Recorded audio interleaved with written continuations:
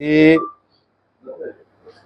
जिल्ह्याच्या कृषी विषयक धोरणासंदर्भातली ही पत्रकार परिषद आहे। गेली 2 वर्ष शेतकरी असतील, मग त्याच्यामध्ये भात उत्पादक असेल, नाचणी उत्पादक असेल, आंबा उत्पादक असेल, काजू उत्पादक असेल, त्या सगळ्यांच्या विविध मागण्या राज्य सरकारच्या स्तरावर होत्या। आणि त्या 2 वर्षामध्ये आमचे जिल्हा कृषी अधिकारी पण आपल्याला सांगतील की 2 वर्षामध्ये ज्या पद्धतीने शेतकऱ्यांना आवश्यक तांत्रिक बाबीची पूर्तता करून आवश्यक होती, ती तांत्रिक बाब दुरुस्त करण्यामध्ये आम्ही यशस्वी झालो।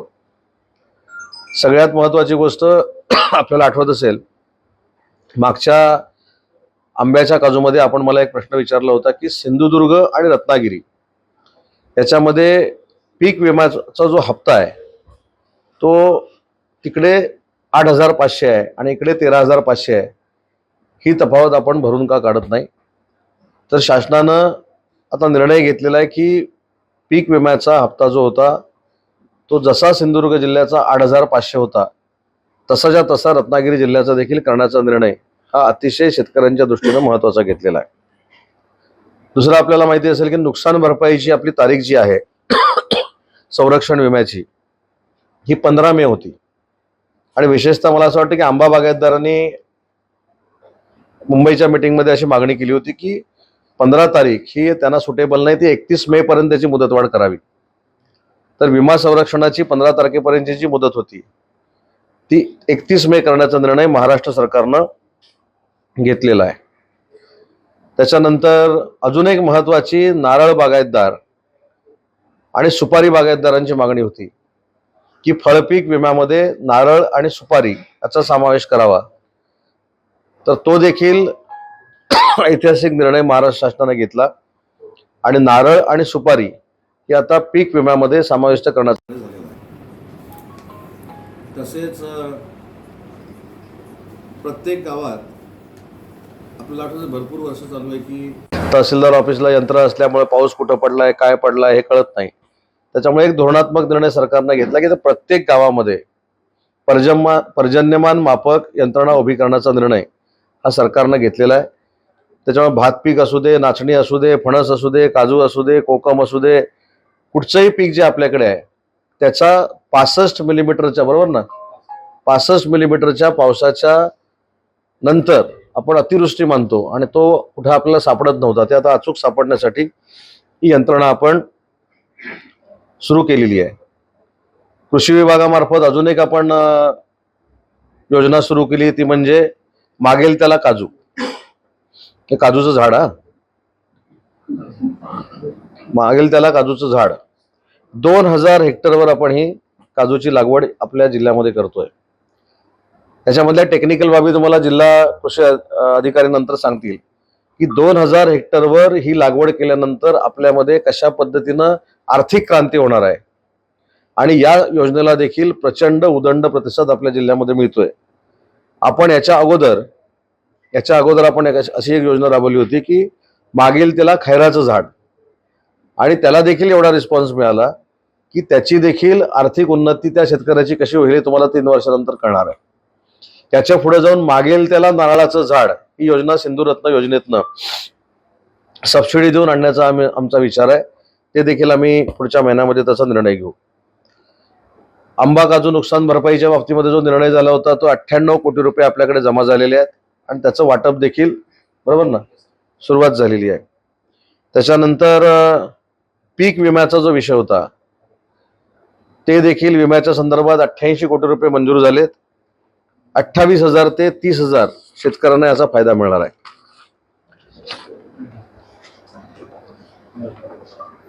पीक विम्याची मी तुम्हाला सांगितलं 15 तारखेची आता जी तारीख होती ती आपण 31 तारीख केलेली आहे। सगळ्यात महत्त्वाचा मुद्दा आपल्याला त्यावेळी मी पत्रकार परिषद घेऊन सांगितलं होतं, पण कदाचित आपल्याला असं वाटलं की होणार आहे की नाही। एआयच्या धर्तीवर आपण काजू आणि आंबा उत्पादनाशी निगडीत काही निर्णय घ्यायचे ठरवलेले होते आणि त्याच्यामध्ये मला सहकार्य जे मिळालेलं होतं ते माननीय शरद पवार साहेबांचं मिळालं होतं। त्यांची बारामतीची टीम आपल्याकडे आली होती। आता आपण जिल्ह्यामध्ये किती गट करतोय? 24 क्लस्टर आपण तयार करतोय। त्या क्लस्टर मागची भूमिका काय की आपल्याकडे आपत्कालीन परिस्थिती ज्यावेळी निर्माण होते त्यावेळी देखील आपल्या काजूचं आणि आंब्याचं पीक तसंच्या तसं राहिलं पाहिजे, 75% राहिलं पाहिजे, 80% राहिलं पाहिजे. यासाठी जी यंत्रणा आपल्याला तयार करायची आहे, ती पण आपण सिंधुरत्नमधनं करतोय. आणि सुरुवातीला याच्यामध्ये प्रत्येक तालुक्यातली 10 गावं, याच्यामध्ये आपण प्रत्येक क्लस्टरमध्ये 20 शेतकरी निवडत आहोत. टोटल आपण जे 24 क्लस्टर्स निवडले त्याच्यामध्ये आपण 480 शेतकरी निवडणार आहोत. आणि 480 शेतकऱ्यांवर आपण हा पायलट प्रोजेक्ट करतोय की त्यांच्या जमिनीवर आंब्याचं पीक कसं आपण कंटिन्यू 75% 80% आणू शकतो. आणि याच्यामध्ये जर आपण सक्सेस झालो तर आपण हा उपक्रम पूर्ण जिल्ह्यामध्ये राबवतोय. त्याच्यानंतर महिलांसाठी, बचत गटांसाठी आपण एक सिंधुरत्नमधनं योजना आणतोय कृषीची. ते म्हणजे आपल्याकडे काजूची लागवड ही प्रचंड पद्धतीनं होते. आपण काजू काढून घेतो आणि बोंडू टाकून देतो. तर अशा पद्धतीची काही युनिट आपल्याला तयार करता येतील का, की जे बोंडूचं सिरप बनवू शकतात. पूर्वी बोंडू असं होतं, आपल्याला कदाचित पूर्वीच्या लोकांना माहिती असेल, बोंडू पासून जसं जांभळापासूनचं असं तयार केलं जातं, तशा पद्धतीचं सरबतासाठीचं सिरप तयार करता येईल का, याच्यावर आपण कोकण कृषी विद्यापीठाला घेऊन रिसर्च करून महिलांना हा उद्योग उभा करण्यासाठी मदत करणार आहोत. आणि आंबा बागायतदारांसाठी अतिशय अजून एक महत्वाचा निर्णय आपण घेतोय, ते म्हणजे रायपिंग चेंबरची जी संकल्पना आहे, ती रायपिंग चेंबरची संकल्पना 2 लाख आणि 5 लाख अशी आहे. 2 लाखापर्यंत किती टन? सर याच्यामध्ये 2 टन आणि 5 टन, सॉरी, 2 टन असेल तर त्याची किंमत 2-2.5 लाखापर्यंत आहे आणि 5 टन असेल त्याची 5-1 लाखापर्यंत, 15 लाखापर्यंत आहे. तर याच्यामध्ये जसं आम्ही बलोरेची एक योजना आंबा बागायतदारांसाठी आणली आणि 11 लाखाची गाडी, त्याच्यावर 3 लाख रुपये आम्ही सबसिडी देत होतो, तसं रायपलिंग जी मशीन आहे किंवा चेंबर जो आहे त्याच्यावर देखील 25% पासून 50% कशा पद्धतीनं सिंधुरत्नमधनं सबसिडी देता येईल यासाठी आम्ही प्रयत्न करतो. आणि हा मला असं वाटतं की सिंधुरत्नमधला जो प्रोजेक्ट आपण आणतोय हा आंबा बागायतदारांसाठी गेम चेंजर असू शकतो. अशा पद्धतीनं आपण पुढे जाणार आहोत.